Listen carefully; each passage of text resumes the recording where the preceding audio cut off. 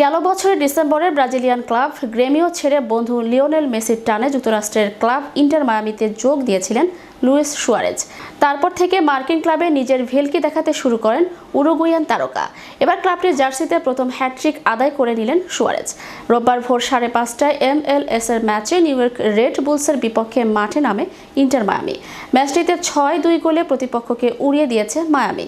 দলটির হয়ে সুয়ারেজের হ্যাটট্রিক গোলের পাশাপাশি জোড়া গোল করেন মাতিয়াস রোজাস ও একটি গোল করেন মেসি। ম্যাচের 68, 75 ও 81 মিনিটে গোল করে হ্যাটট্রিকের উল্লাসে মাতেন সুয়ারেজ।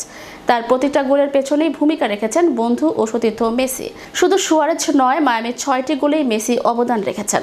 মায়ামির জার্সিতে এখন পর্যন্ত 15টি ম্যাচ খেলেছেন সুয়ারেজ।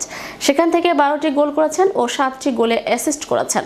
6 মৌসুম খেলার পর 2020 সালে বার্সেলোনা ছেড়েছিলেন সুয়ারেজ। স্প্যানিশ ক্লাবটির হয়ে 283 ম্যাচে 198 গোল করেন তিনি। এ সময়টায় মেসির সঙ্গে বেশ ভালো বন্ধুত্ব গড়ে উঠেছিল তার। সুয়ারেজের গোলের বেশিরভাগ অ্যাসিস্টেই ছিল মেসির। এবার মায়ামিতেও সেই ধারা দেখা গেল।